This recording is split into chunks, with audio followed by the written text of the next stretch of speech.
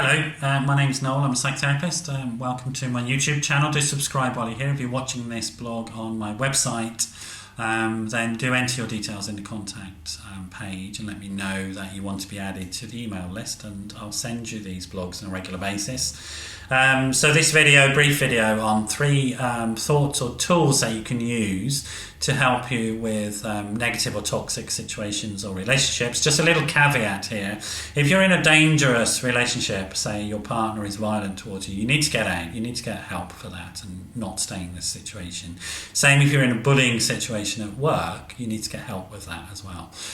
So in no way, nothing I'm suggesting here is a way of you coping with dangerous situations to your sort of physical well-being or your emotional health. But we all can experience difficult people in our lives, and some of us have had difficult childhoods, and the echoes of that will still be with us in current relationships, either with those people involved, your parents or siblings, or are reflected in relationships that you have currently with people now.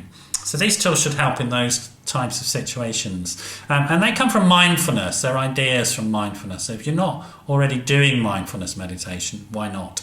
It's awesome. It's really, really good. It's a very simple form of meditation, just breathing in the morning. And it's very, very helpful for physical, emotional, and relationship health. So I seriously suggest you consider learning how to do it. So the first tool or idea that comes from this is about not giving your power away to people, places and things, to situations.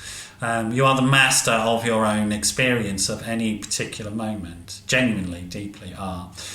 You make a decision on a moment-to-moment basis whether or not to attach to a particular thought or feeling. Through mindfulness, you can learn how to detach from those thoughts or feelings and not give them power inside of you.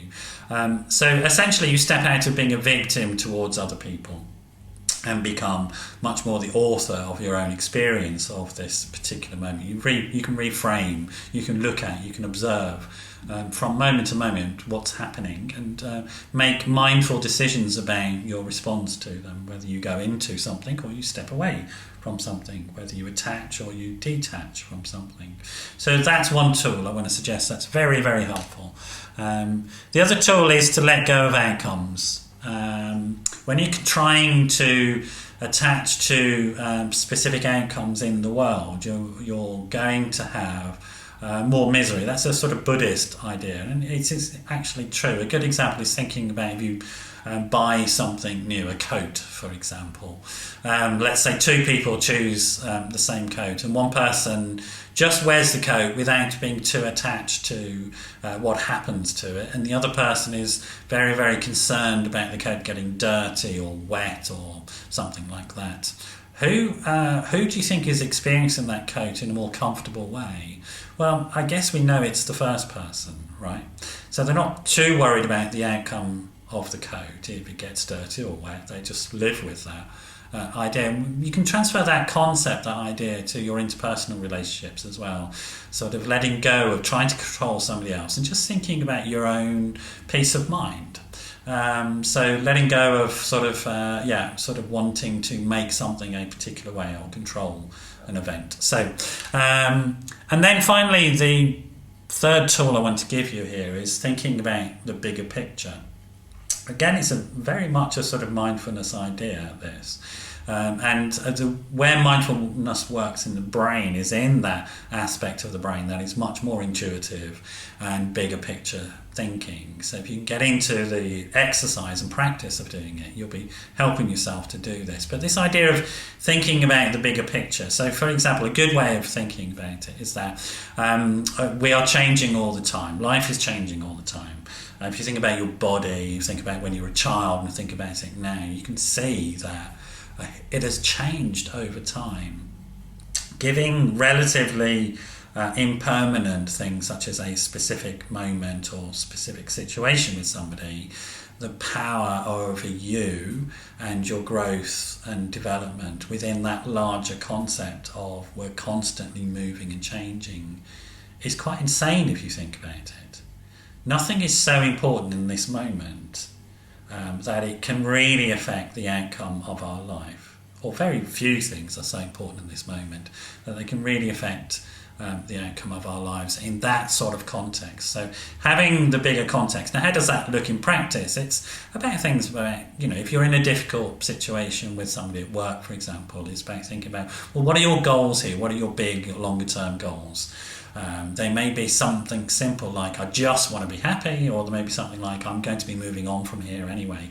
Any of those bigger picture ideas will really, really help if you're in the minutiae of a situation which is upsetting you, and really help you to step back and look at it and go, well, actually, how important is this particular moment?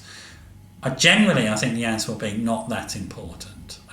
So I hope those ideas, those concepts, those tools are useful. I use mindfulness a lot and that idea a lot in the therapy that I do with people, helping people cope on a sort of moment-by-moment basis better with life. And this idea that if we deal with the small moments much more effectively, if we deal with these small moment-by-moment interactions with ourselves and with other people, with situations more effectively, then in general our life actually improves, the quality of our life improves, and it materially improves.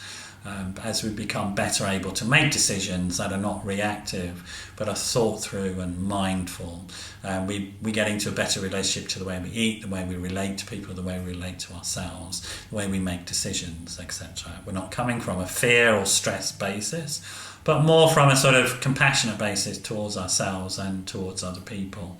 And that has a global impact upon ourselves and our lives, and globally improves things. So if you want to know more about these types of things, how to improve your life in that way, do give me a call.